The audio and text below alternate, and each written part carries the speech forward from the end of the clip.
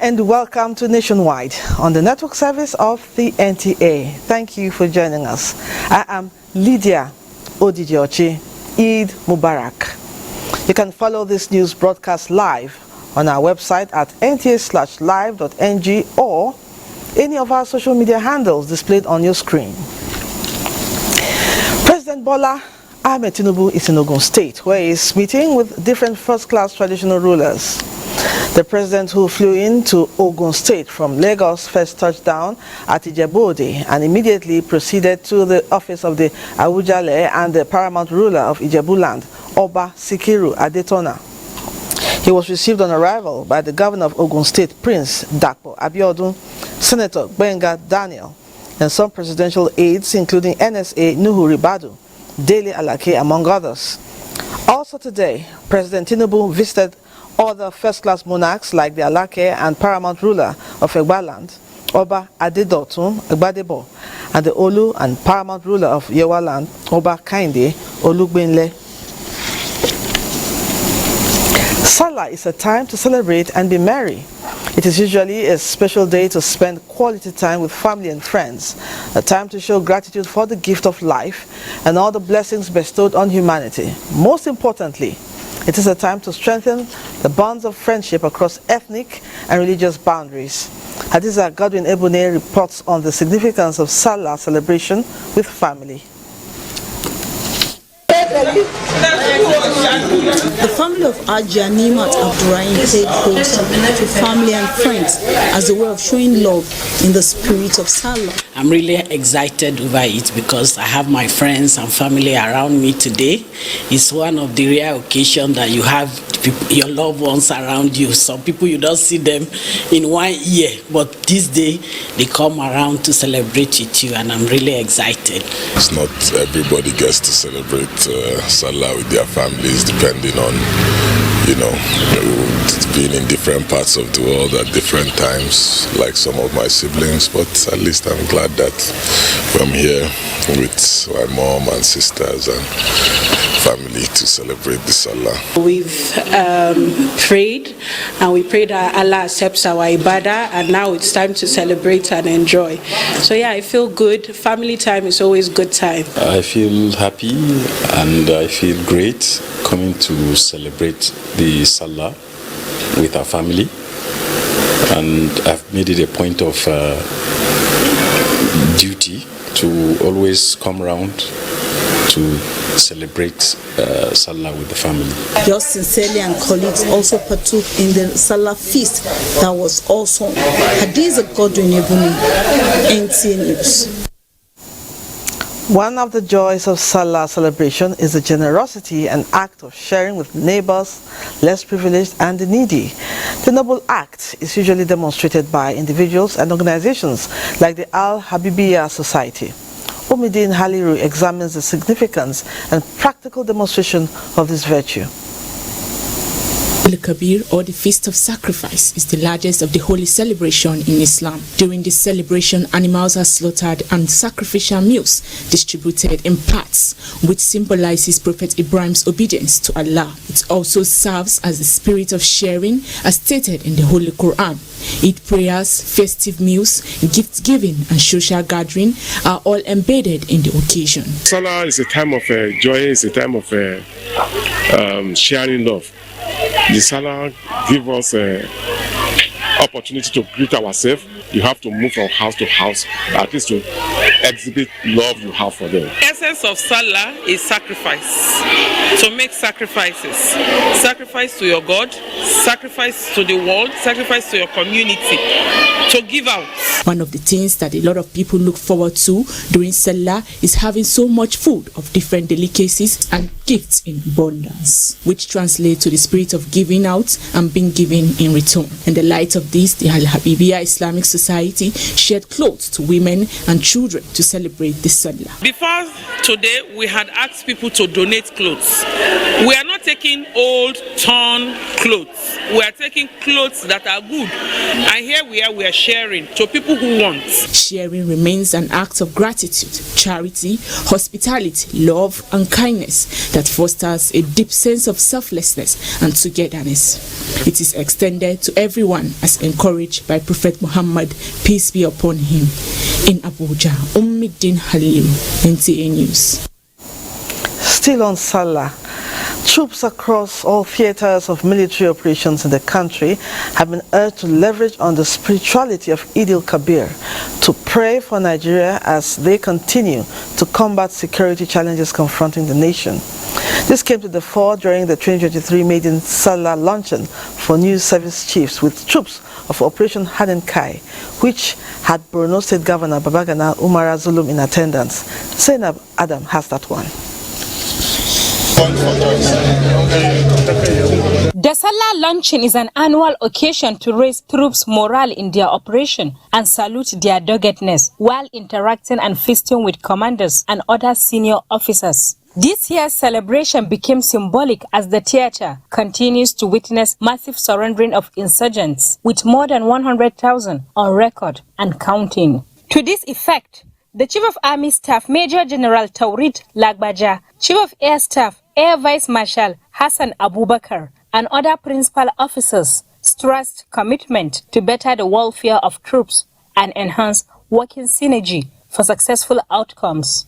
I have no doubt about the zeal and commitment of our troops in working with our sister services and other security agencies of government to ensure our collective success.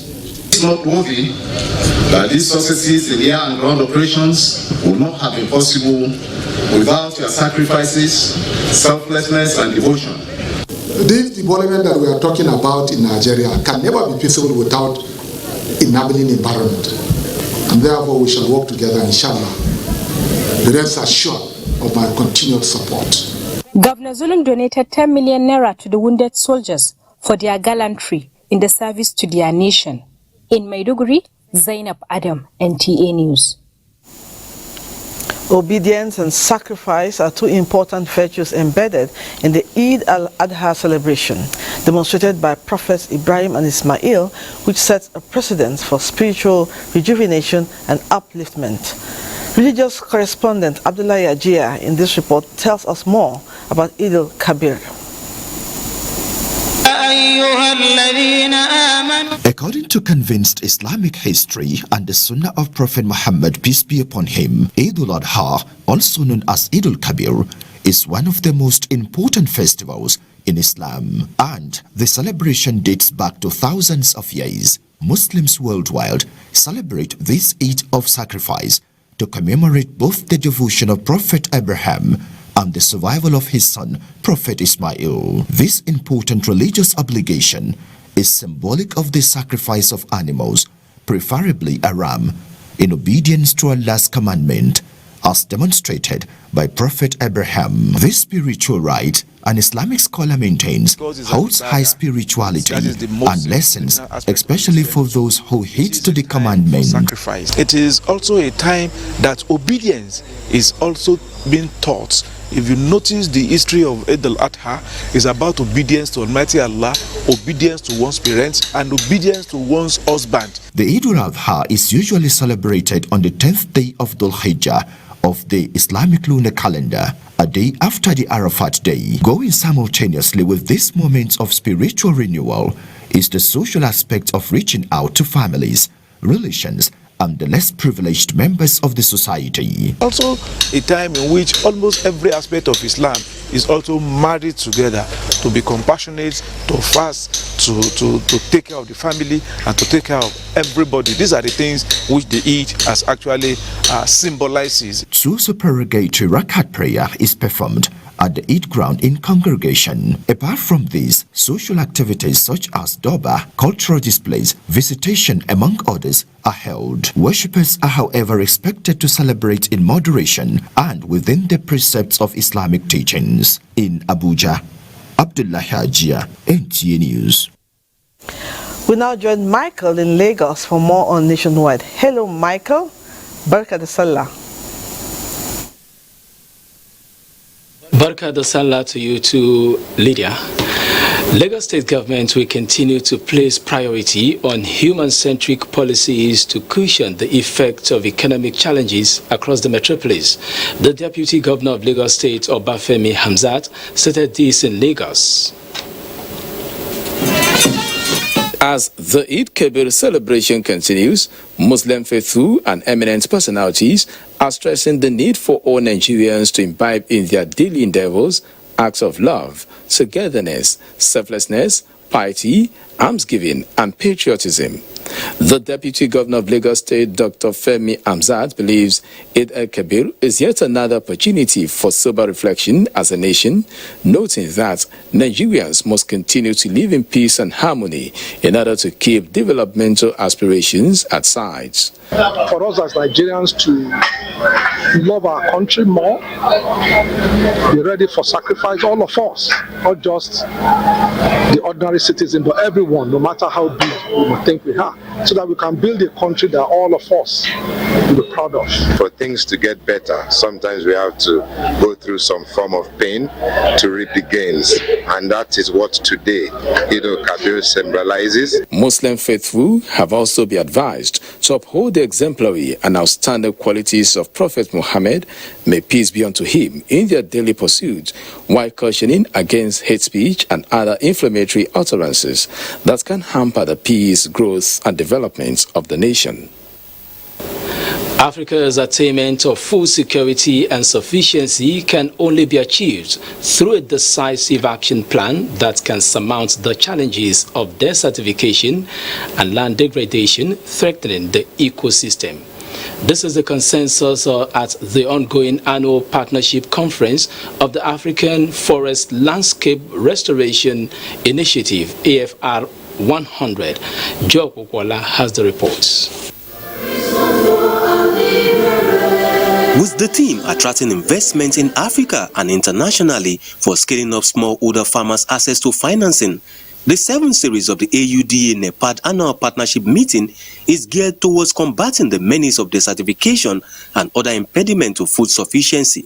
Representatives of more than 20 countries and foreign development partners who are harmonizing their ideas on how to restore the ecosystem agree that all hands must be on deck to put Africa at an advantage position globally in terms of investment. African Forest Land Restoration, Landscape Restoration Initiative and the innovative strength of smallholder farmers is African Union resolution to restore our land for healthy living, for food security, and to improve nutrition, as well as grow our economy, create jobs, consolidate the gains of the SDGs. Every year we select more than 100 young men and women, African women, as long as they are land entrepreneurs, that they can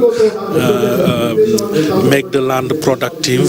Representative of the Secretary to the Government of the Federation described the initiative as timely. This is a very, very sober moment for us to reflect on what looking for resources to build wealth. The event also featured the official launch of the AFR 100 website. With a partnership of 34 African countries seeking to restore over 100 million hectares of land by year 2030, no doubt Africa's quest for food sufficiency and food security will be guaranteed if stakeholders agree to implement decisions reached at this forum. The participating countries pledged commitment to recovering land in Africa from the shackles of desertification. In Lagos, Joel Bukbola, NTA News. Remember that you can still follow this news broadcast live on our website at nta.ng/live and on our other verified social media handles displayed on your screen for updates. Time for some messages, and when we return, Nationwide continues from our Benin Network Center, where Ogochukuka is standing by. Please stay.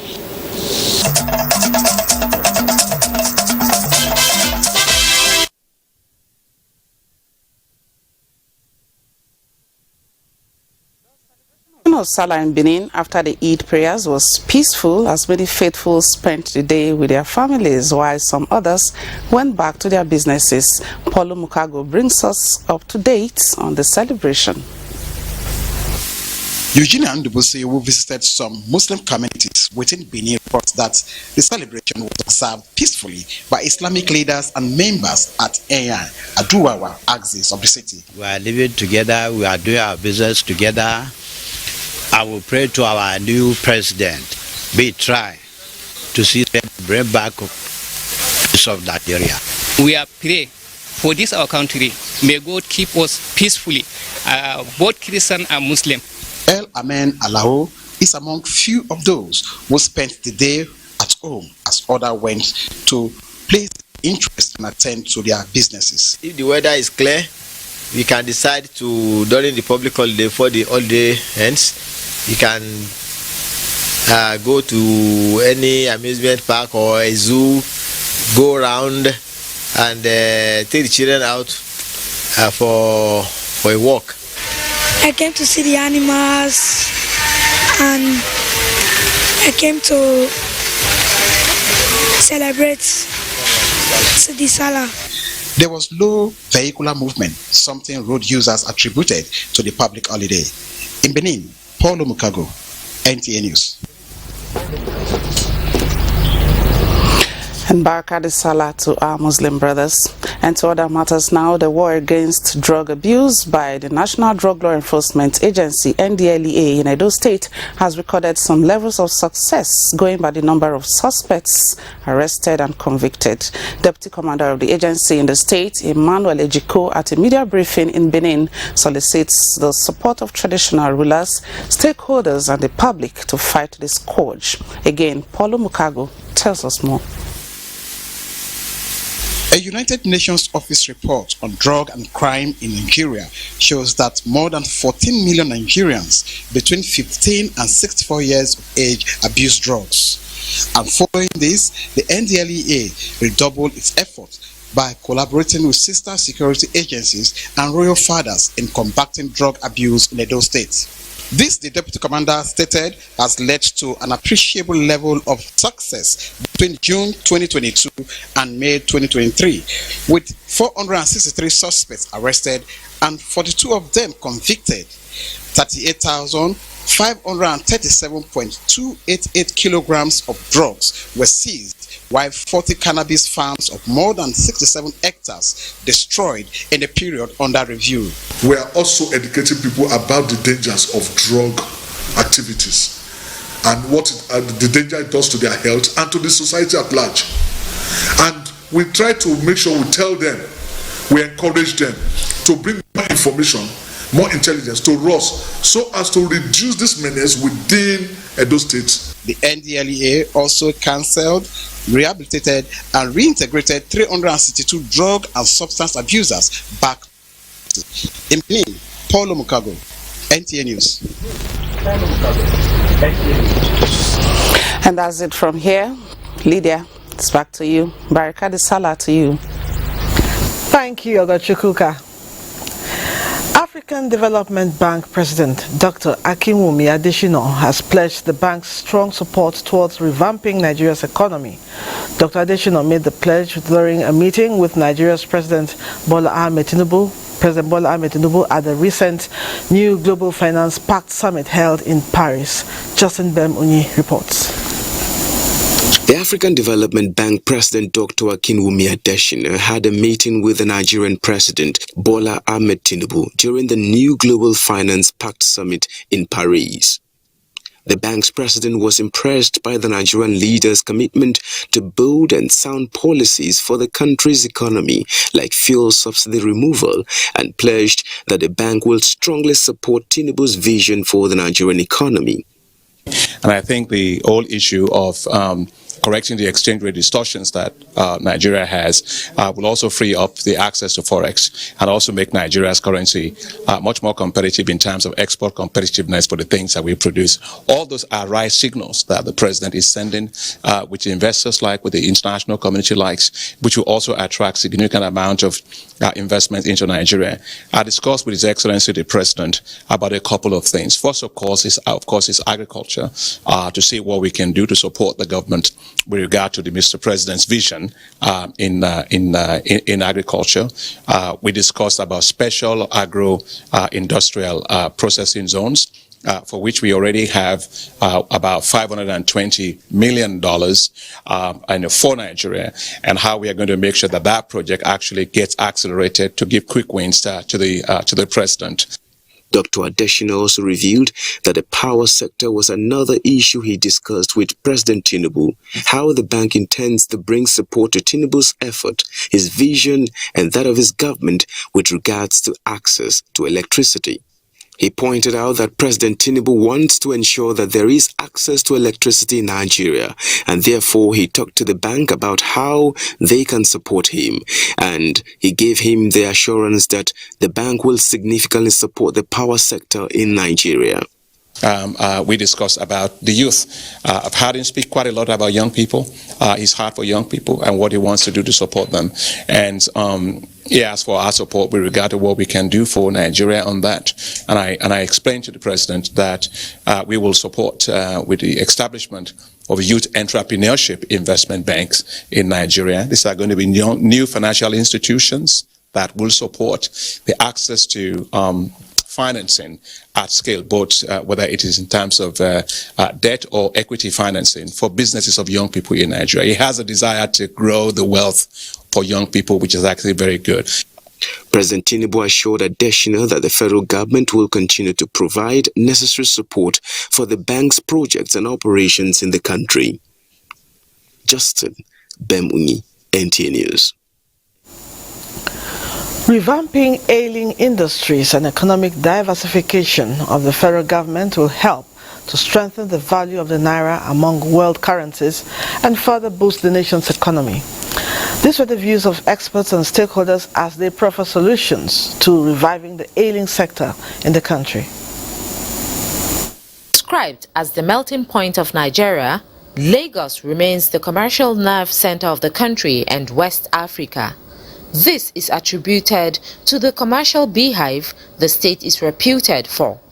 Several manufacturing companies are located across the state, and one of such is the textile factories. Nigeria's textile industry, like several subsectors under the manufacturing sector, has suffered a rapid implosion over the years, declining from a wealth-creating segment of the economy in the 1980s to one that is now literally crying for help. According to available records, by the early to mid-1980s, Nigeria had well over 180 textile mills employing more than 1 million people. Today, there are fewer than 3 full-fledged textile mills in Nigeria. The manufacturing sector needs some kind of concessionary credit, some of which we had under the previous administration, but I'm hoping that under this new administration, the framework for the concessionary credit to manufacturing sector or to the real sector will further be revamped. Power is made readily available. It makes our product more competitive, and when there's a lot of patronage of our own local products, then naturally they expand the business. By revitalizing the textile sector, we can foster sustainable growth, reduce dependency on imports, and promote the Made in Nigeria brand globally. Experts and stakeholders agree that government at all levels must be intentional with the funding of the manufacturing sector, as it is the catalyst for the economic growth and development of Nigeria. In Lagos, Hingino John Adams, NTA News. In In modern days, technologies and inventions create new job opportunities and make life easier. So many see technology adoption as a way of providing better services and increasing the perception of quality of life. Goodluck Enaini in this report takes a look at the role of invention in the economic development of Nigeria and how it has improved daily lives. City, they say, is the mother of invention. It is for this reason that things are invented and are still being invented by scientists and inventors to make life easy and promote rapid development. Many say these inventions are what differentiates the developing countries from their developed counterparts, which Nigeria belongs. Ewosa Igbinosa, a student of University of Benin who recently invented a utility vehicle, has now fabricated another prototype. Dan Azazabo invented household appliances such as plantain chip slicing machine, while Ikechukwu Samuel produced a locally made aircraft. The list is endless, and the motivation is the urge to use their skills and come up with new innovations that can change the world. I've worked on aeronautic machines like airplanes, radio control planes. I worked on electrical TV antennas, satellite antennas, and all that. Actually, I was motivated to become an engineer or an inventor because it's what I like doing. To water the farm, you can use UAVs and drones to spray pesticide. These inventors spent day and night tasking their brains to discover inventions in spite of tough constraints in the process of innovation development in Nigeria, which include institutional framework, access to raw materials, modern research facilities, human capital and laboratories, or workshop space where technical skills are distilled to students. The problem we've had in the past is that these persons that you see putting their resources and energy in their expertise to bear, they don't get that charge from government to help them. Experts say the Nigerian economy can compete favorably globally if innovation infrastructure, access to funding, sophisticated business community, among other challenges that can hinder the growth of technological innovation in Nigeria, are addressed. Is there a program that takes them further, takes them to another level? For instance, we have the Bank of Industry that gives out awards, and there should be a fund that is devoted for these young people. Nigerian innovators call on government and the business community to invest more on their innovations and prioritize their product to boost the economy. In Benin, Goodluck Enaini. Necessity, no doubt, is the mother of invention.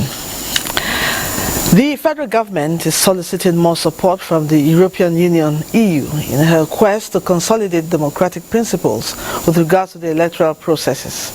The Secretary to the Government of the Federation, George Akume, made the appeal while receiving the European Union Election Observation Mission delegation. Kenneth Nanim was there.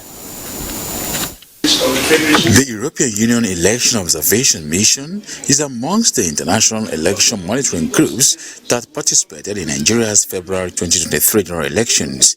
4 months later, a delegation of the group is here to formally present its final report and recommendations to the federal government. We have 6 priority recommendations contained in the report. In maybe 2 years' time, the European Union will deploy a follow-up mission to engage with the Nigerian authorities on implementation of those recommendations. This is a process which we have done not just in Nigeria, but in all of the jurisdictions where we've been fortunate enough to receive an invitation to carry out such a mission. Acknowledging the role of the EU Election Observation Mission during elections, the SGF, George Akume, explains the trajectory of Nigeria's democratic development and points to several improvements in the electoral processes over the years. He attributed the success of the 2023 general elections to the deployment of the bimodal voter accreditation system, BVAS, and other advanced technological initiatives. This report has just been given to me, so I don't know the recommendations. But I want to believe, and strongly too, that you are suggesting in this report that will improve on what took place.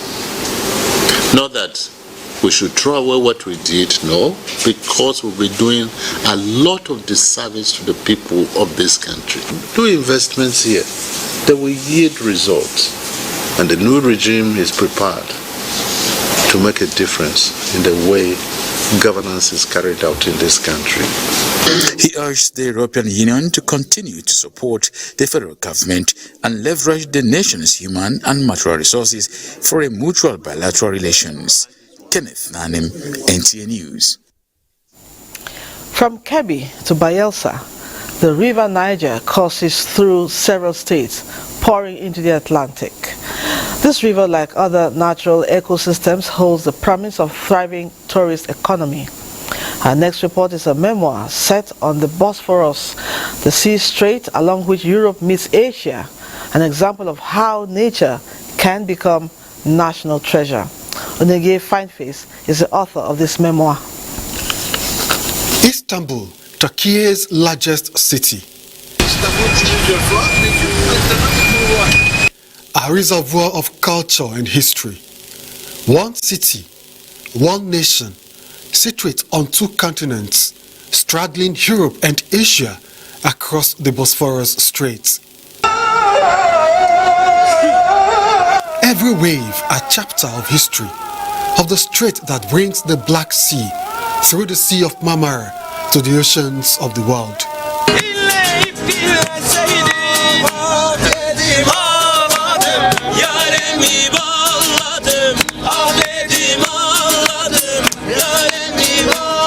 The Bosphorus experience is a love story told in ceaseless waves.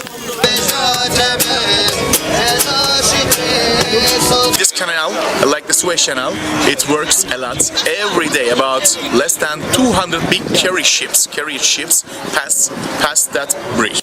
A tourist delight, home to curious souls from far and near. It is a natural beauty, as it is a lesson for visitors. They know what they have here in their country and they're making good use of it, especially when it comes to tourism, which is actually expanding. And I think this could be something that the Gambia could do, owing to the fact that it is one of the most exotic tourism attraction places in Africa, or to say. A visit to Istanbul, Turkey, naturally would not be complete without an experience of the Bosphorus, the famous point where Asia meets Europe in the same country. I'm standing in Europe now, and just across this water is Asia, and I've been reading about it, I've been seeing videos of this place, and I'm fortunate to be here now. It's really interesting. I've heard things said about the Bosphorus. I've actually seen the Bosphorus from a distance, but this cruise ship, Vapor Magic, gives me the opportunity to take an actual ride on the Bosphorus.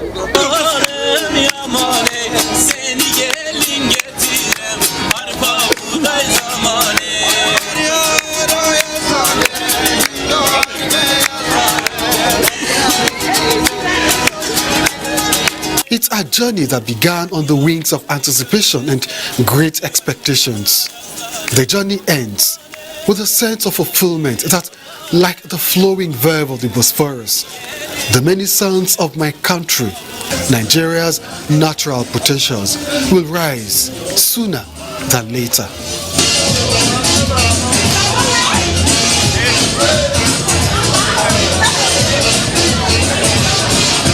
Onengie Fineface, NTA News. Thanks, Onengie, for that memoir. Time now to join Ladidi in Maiduguri Network Center for News Trending. In that access, Barikade Salah, Ladidi. Same to you, Lydia. Welcome to Maiduguri. There is no denying the fact that the Nigerian Air Force is playing a prominent role in the ongoing military operations that decimated the insurgents, forcing them out of their hideout and surrendering. The new Chief of Air Staff, Air Vice Marshal Hassan Bala Abubakar has charged troops on the front line to remain resolute in winning the war against terrorism and other forms of criminalities within the Northeast region when he treated them to a Salah luncheon at the Air Force Base in Maiduguri. Abubakar Musa reports. The Nigeria Air Force strongly believes that according utmost priority to the welfare of soldiers, especially those on the front line, is sacrosanct in achieving success in the theater, hence making it a routine to wine and dine with them during major festivities like Eid al-Kabir.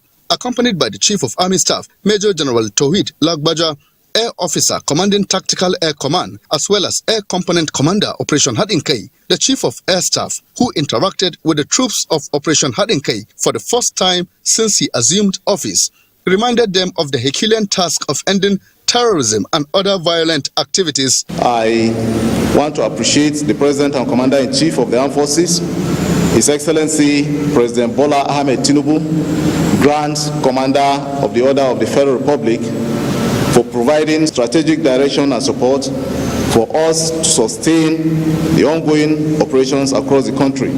I want to thank you deeply.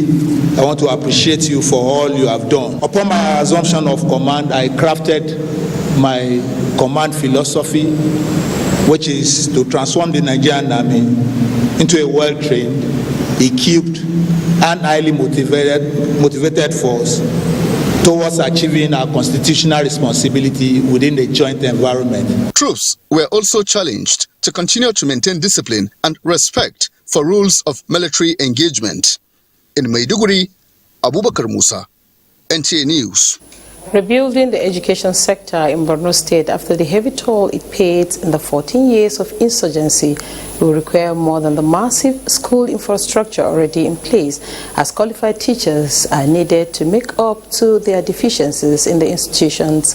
Governor Babagana Muslim has therefore inaugurated a 23-member committee on recruitment of teachers with a call on them to be firm and courageous in the task of rescuing the public schools. Pauline Kujavana has details.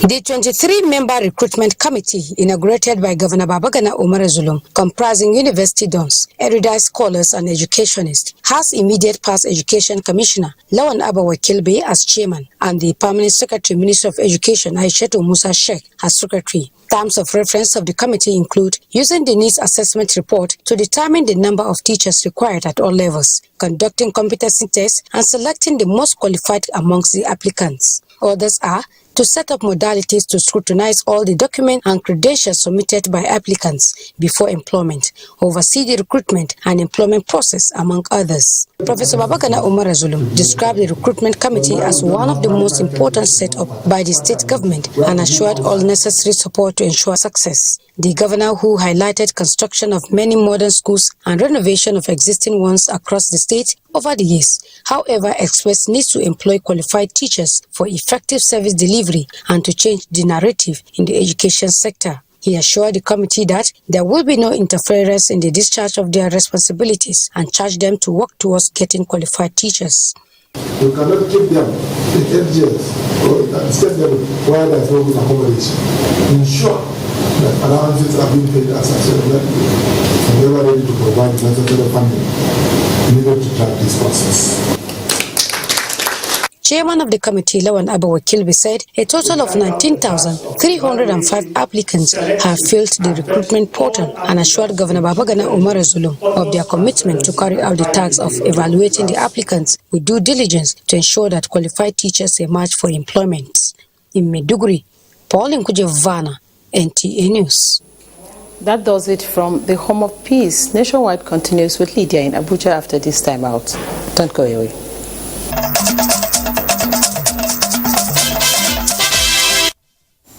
Thank you for staying with us. Government at all levels have been called on to remove obstructions on the water passage and also intensify awareness on the dangers of staying along flood-prone areas. These were views of guests on NTA's Good Morning Nigeria when discussing the subject of flood control and management in Nigeria. Oluseyi Adiagbo has details. According to the 2023 Annual Flood Outlook, 178 local government areas across 32 states and the FCT are prone to flooding this year. And despite early warnings from relevant authorities, some parts of the country are already having their own share of the floods with attendant consequences. The next 3 months of July, August and September are considered peak periods, and actors in national flood control say key alerts on minimizing flooding effects need to be taken very seriously with consequent implementation of policies. So what we want is for the states to have very functional local government emergency agencies and state emergency management agencies, because they are the first responders. Efforts need to be doubled. Like I read it somewhere where the governor of Delta State was talking about demolishing houses. So such things should be stepped up now, both clearing the drainages to forestall any huge distortion that might occur. For Abbas Idris, Director General, FCT Emergency Management Agency, though Nigerians keep violating rules on flooding mitigation, institutions should be endowed with resources and capacity to avert flooding in Nigeria. And we'll continue to sensitize the public, so we believe that people will adhere to the early warning, so that we'll be able to really ensure that lives and properties are safe. The guests unanimously advised authorities concerned to ensure preparedness are in line with NIMET's red alerts and warned the general public to shun acts that aggravate flooding, especially blocking drainages with waste. In Abuja, Olusheye Adiagbo, NTA News.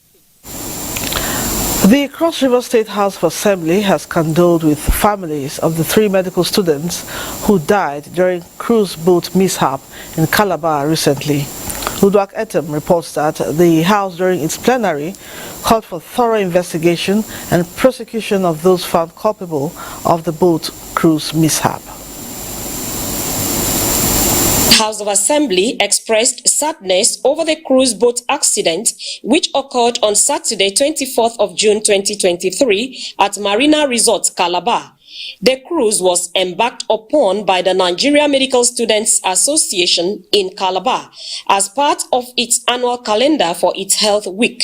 I'm calling on the necessary headquarters to ensure that a thorough investigation is carried out. And that is carried out by the people that are complicit or what the law should take its course. The speaker condoled with the families of the 3 students who lost their lives. In Calabar, Udwak Etem, NTA News. Abia State House of Assembly has appealed to President Bola Ahmed Tinubu to reconsider staying action on the planned 40% increase of electricity tariff. Chika Korea reports on this and other far-reaching decisions taken during the House plenary presided over by the Speaker, Emmanuel Memoir.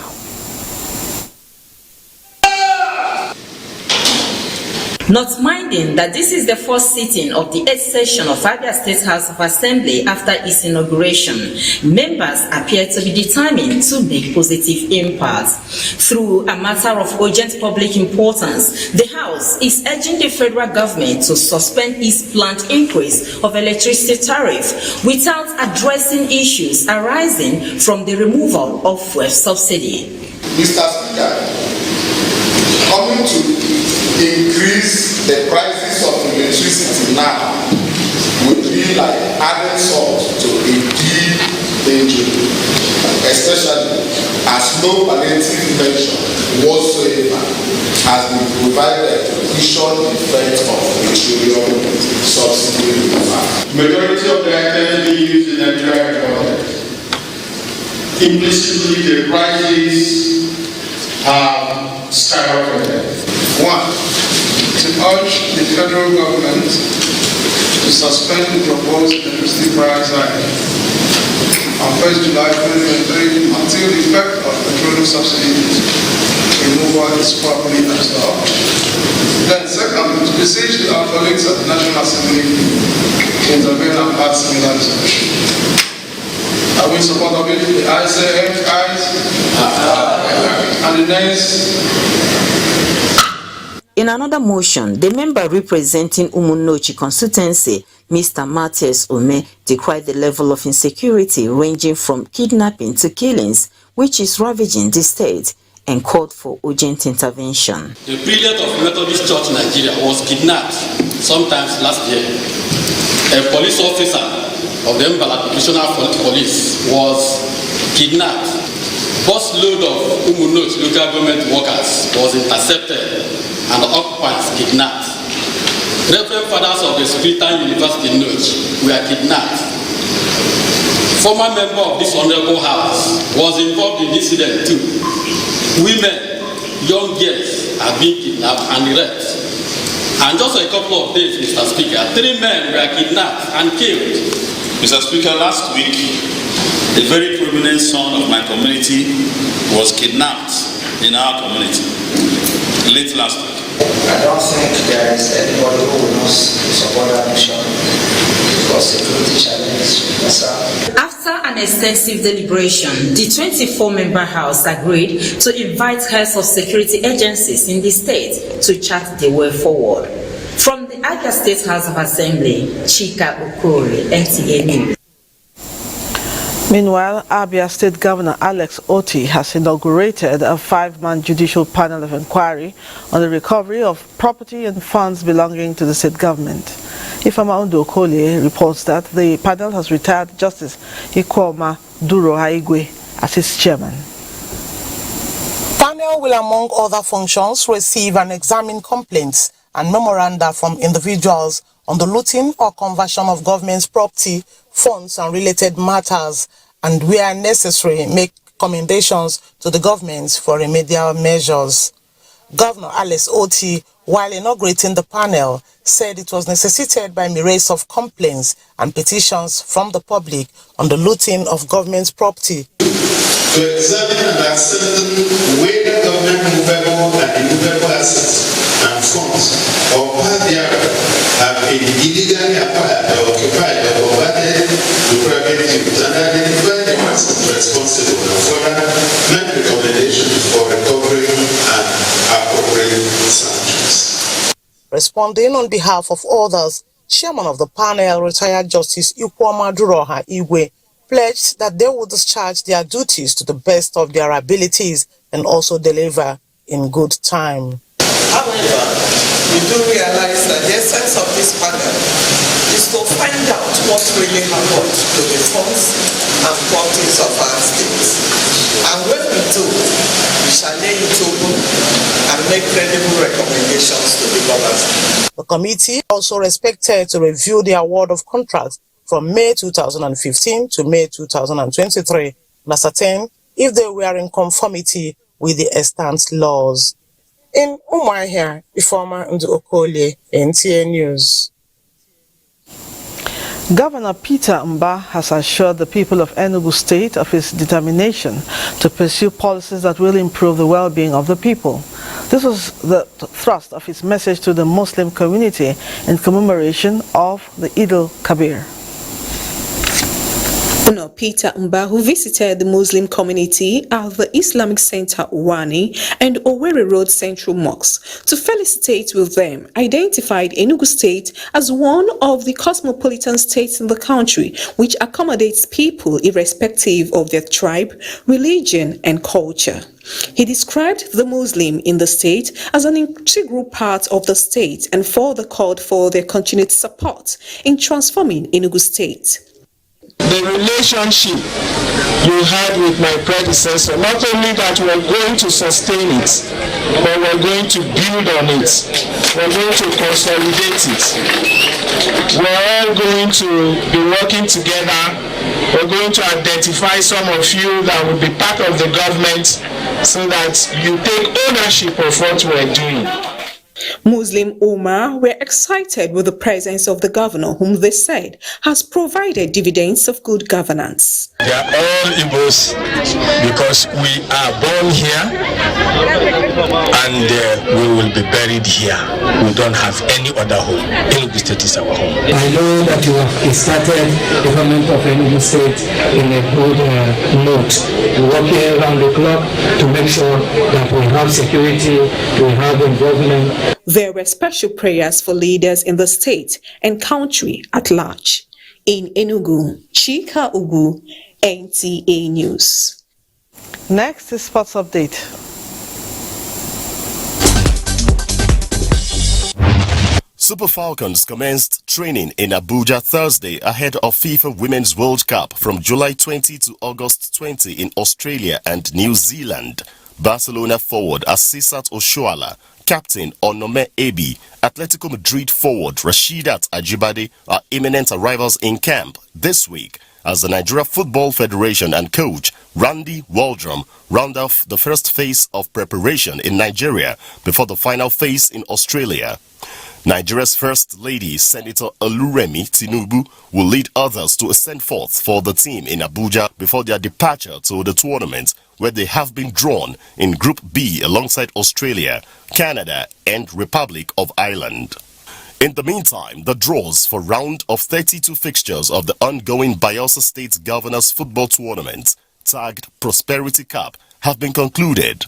The opening fixture of the round will see Apret FC face off with last year's finalists, Odioma United, while former Ogbia champions Movers FC square off with Moses FC of Sangana and Okodi FC, who knocked out Anyama FC to qualify from the Otuokpoti Center, will entertain Beseni United as Amasoma United FC faces high-scoring The Grace FC at the Swali Center. In another development, the Nigeria Rugby Sevens team has been ranked 11th in Africa after their top two finish at the pre-Olympic qualifier in Mauritius. The Black Stallions clinched the tickets for the Africa Cup Sevens 2024 Paris Olympic qualifying tournament in Zimbabwe, where automatic spots and intercontinental playoffs will be decided. On a sad note, Nigeria Olympic and Commonwealth Games medalist Jeremiah Okorodudu is dead. He died Wednesday evening in a private hospital in Lawansin, Surulere, Lagos, where he has been receiving treatment for partial stroke and foot cancer. Confirming his death, his wife, Adenike Okorodudu, noted that the condition worsened Wednesday afternoon after all efforts by doctors to revive him proved abortive. With sports updates, Ayodeji, Makinde, NTA News. May his soul rest in peace. And on that note, we end Nationwide. Thank you for watching. I am Lydia Odijochi. Happy Salah.